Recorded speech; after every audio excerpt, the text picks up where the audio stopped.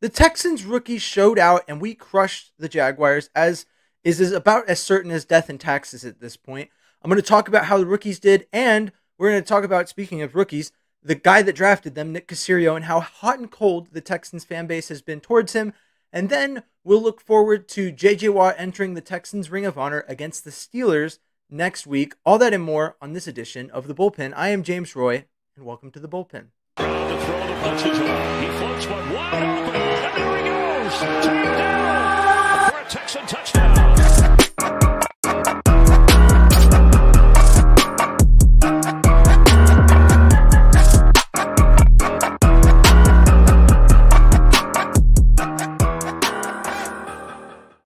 All right, guys, James Roy here. Usually, Tom is with me. Tom is on a cruise, so I'm flying solo today. I'm excited to talk Texans this week. When all hope seemed like it was lost, we finally got a reason to be excited. D'Amico Ryan, C.J. Stroud, all the rookies get their first NFL win. The Texans, you get some hope heading into Week 4, which is an important game for more reasons than you would think, considering it's just the Steelers, but it is also J.J. Watt's entry into the Ring of Honor. But before we get into that, let's talk about the Jacksonville Jaguars and how they just can't seem to beat the Texans. I was called a fool by a lot of people, mostly Jaguars fans, for believing that this could have possibly been a close game. I was not someone who had enough optimism in me after what had happened to believe that the Texans could have gone out and gotten this win.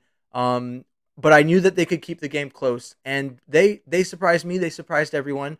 Thank God that Nick Caserio drafted C.J. Stroud, Will Anderson, and Tank Dell. There's so many rookies that showed out in this game.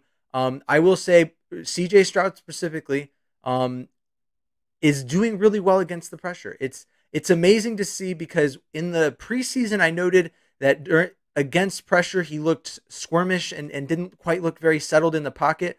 But as he's progressed as a passer, he's actually become better at playing quarterback when the pocket is in chaos than when it's at peace. And it's interesting to see. There's a video circulating around of Merrill Hodges' assessment that C.J. Stroud was the only first-round grade that he gave out just prior to the draft. And he said there was two things you look for in a quarterback, and that is the ability to be composed and calm under pressure and go through your reads, and accuracy. And C.J. Stroud has so far nailed those two things. I said it personally. I think that C.J. Stroud is not only elite at ball placement as like the top rookie, right? He's not just the best rookie in terms of ball placement. He's one of the best quarterbacks in the NFL right now through 3 weeks of football. I will give you that. But through 3 weeks of football, he is one of the top quarterbacks in the NFL in terms of ball placement. And there's a lot to be excited about in Houston, because I mean, it's a little early to say that he is our franchise quarterback, but all the signs are pointing towards it. I'm hyped that CJ's the guy in Houston.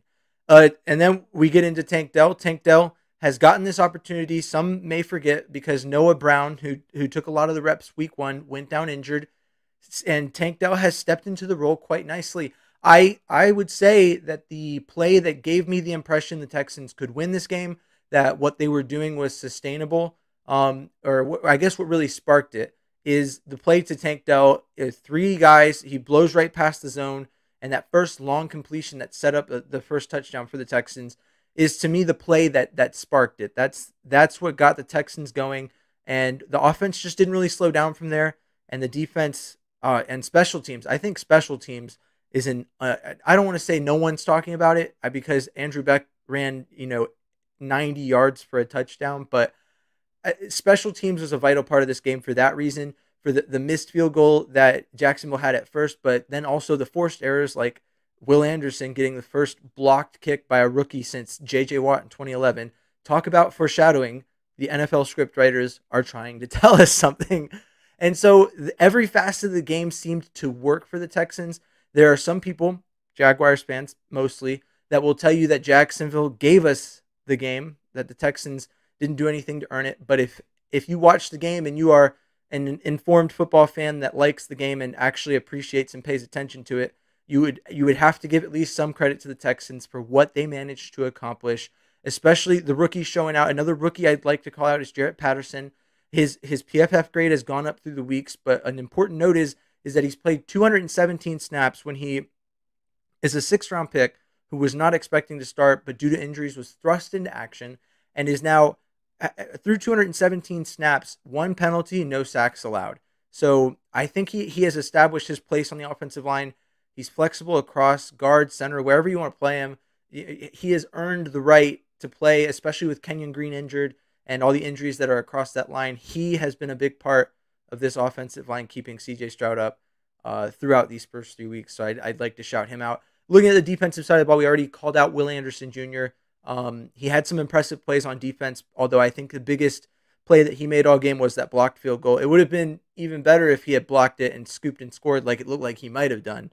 But great game from Will Anderson. And then Henry To'oTo'o, who I finally figured out how to say his last name. I finally did. I sat down and I said it on repeat 100 times to make sure that I didn't mess it up in front of everyone again for the 50th time. But Henry To'oTo'o showed up, showed out. There's actually a play. I can't remember who posted it. There's a little screen to the like a jailbreak screen, the wide receiver on the left, and or maybe it was the running back coming out of the backfield. Don't quote me on this. But what matters is that To'oTo'o assessed, found the play, sprinted from the middle of the field right towards the running back at the perfect line, and took him out right as the ball got to him. And that was just a small sample of what To'oTo'o brought to this game. I thought he did great. Not a rookie, but Blake Cashman, obviously, with that interception, did amazing. The defense stepped up, and even when the momentum looked like it was lost, they gave us something. Special teams and defense cannot be understated in this game. I think that if the Texans play like this is the Texans team that I thought we were getting at the start of the season. And so obviously there's some meshing that needed to happen. The team had to figure out, the chemistry aspect. And so it's starting to come together. I'm not going to step out and say that the team has figured it out, but this is what the Texans should look like ideally when they're putting it all together. So I'm excited to see what they can do against the Steelers. But before we talk about the Steelers, let's talk about Nick Caserio. After week 2, and I said this, I said, until the Texans win, Caserio is going to be the fall man on everything. And it didn't fail to happen that as soon as everything got bleak, 0-2, even after 0-1, but really as soon as there was any lack of hope in the fan base or anyone got the inkling that this might be another bad season, Caserio was in the line of sight. And that's how it's going to be until either Caserio leaves the organization or until people have reason to be mad with DeMeco Ryans, which he's a first-year head coach. And I know based on the past 2 or 3 years that might not mean much in the Texans organization. But at the end of the day, the ire of the organization is always going to fall on the guy who's had the most time to prove himself. Caserio's on his 3rd year. So it makes sense that people got a little frustrated with him. But the way that tune turned as soon as this game went well, everyone's like, oh, all the players that I named, everyone's like, oh, Nick drafted this guy, and look at how much success we're having. It's like the 49ers. We're having all this success in the late rounds. And I'm like, you were calling these guys busts last week. And I mean, I try and reserve that, and I called Brevin Jordan's performance in this last game a resurgence. And I was quickly, it was quickly pointed out to me that for it to be a resurgence, there would have had to have been, I don't know if it's the right word, but a surgence of sorts. And Brevin Jordan, really, this is the first we've seen him do what he was advertised to do, in the NFL. So, I mean, I think that some picks take longer than others. It's been 3 years, and so in 2021 we can start to look at those and be like, this is the last chance. We did that with Nico, Brevin. We were surprised Brevin made the roster. Most of us. I mean, I know I was one that was like, maybe, possibly, but I wasn't holding my breath. But now he's here and he's doing well.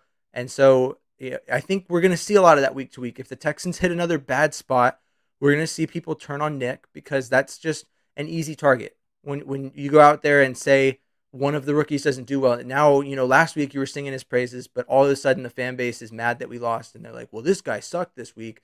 So now Nick Caserio sucks because this one draft pick had an off game. And so I don't think that's going away. I'm hoping that the Texans win this week and that they continue to win. I look at the schedule and my hope is back with this win against Jacksonville. These are teams that I definitely in the offseason thought we had enough talent to beat. It's just a matter of putting it together on the field.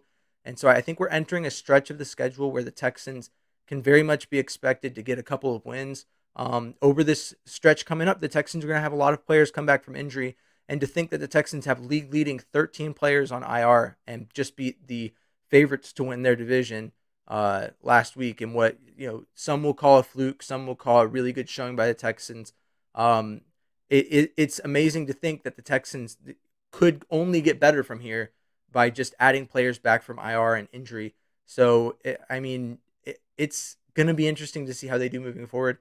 I'd like to take a look moving forward at the Steelers game, not just on the field, but off the field too, for obvious reasons. The Steelers have TJ Watt. TJ Watt, JJ Watt's brother, and JJ Watt's going to be inducted into the Ring of Honor.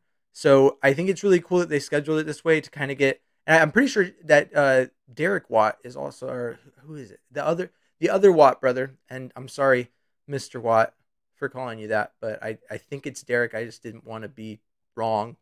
But all the Watt brothers are going to be there. I can only imagine that JJ's parents will be there, and his wife and kid, and it's going to be a whole fun show. I can't wait to see what the Texans have planned to honor JJ and all he's done for the organization and the city of Houston.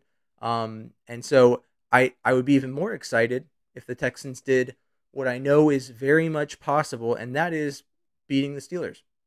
Now, I know what you're thinking. The Steelers, they have a really good defense, and their offense exists, and I agree with you on that. I think that their defense is a reputable defense. I would say there were some people telling me that the Jaguars defense was the best defense that CJ Stroud had faced so far. That's the only defense we've won against. I would say, I would venture to guess, just based on reputation, that the Steelers defense will probably pose a little bit more of a challenge, just because TJ Watt, unless the Texans magically neutralize him, that's going to be a trouble spot for CJ. I'm interested to see if he can overcome that matchup. I don't know if many people would call a defensive lineman versus the quarterback a matchup, but as good as the O-line did this past week, I'm not going to call it an TJ Watt versus the O-line issue yet, unless they prove me wrong. It's more about CJ doing what he's done well, like I said earlier, stepping through his reads really quickly, finding a guy, getting the ball out, and being accurate with it. That is how the Texans win this game. Because the run game to this point, unless it just suddenly sparks up.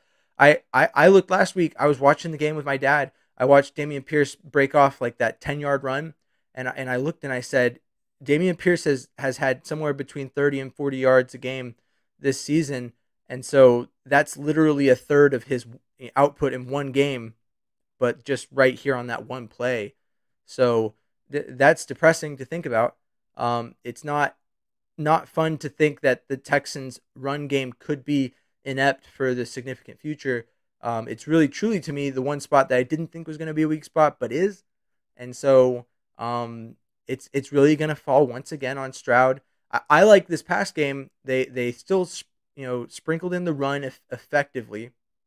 There was enough effective runs to take the pressure off CJ to have to throw it 45 times. And we saw that with a 30 attempt game, which was nice. Give his arm a little rest. I'd like to see that efficiency from Stroud again. Nice 20 for 30, 2 touchdowns, somewhere around 250 to 300 yards, and no interceptions. That's what he needs to continue to do. Not to over compare the Texans to the 49ers, but that's the formula, isn't it? Brock Purdy has shown that quarterbacks that don't turn the ball over and throw for a decent amount of yards tend to not lose regular season games. Granted, he has a lot more talent around him than CJ does at the moment. But all that to say, I think the Texans can very much win this game. It'd be nice to see them get their first home win in over a year. And I'm all for it. So obviously, what do I think the score looks like? I don't think this is like, I think it's a close game. I think it's within one score. Off the top of my head, I'm going 24-17 Texans. We'll see if it's maybe a little higher scoring than that or not, but that's where I'm at right now. I feel pretty confident in the Texans in this game, and if I've learned anything in my life as a Texans fan, it's that the more confident I am in the team, the more likely they are to not meet my expectations. But that's just what I've got right now. Final thoughts before I sign off. Um, I have in the past been pretty critical of the Ring of Honor relative to just retiring, doing a 1 day contract as a Texan. But I'd like to put out there, I am excited to see JJ Watt go into the Ring of Honor. I think it's going to be an incredible time. And seeing him in that red jacket is, I guess, enough for me if it's enough for him. Though I'm still holding out hope that at some point they figure out a way to get him on a 1 day contract to retire a Texan. And yeah, I mean, other than that, yeah, this has been the bullpen.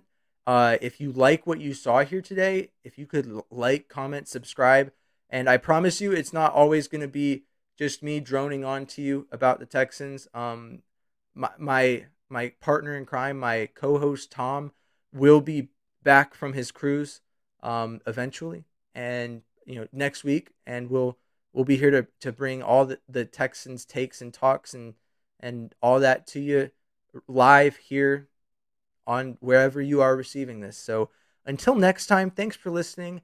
I have been James Roy. This has been the bullpen, and go Texans.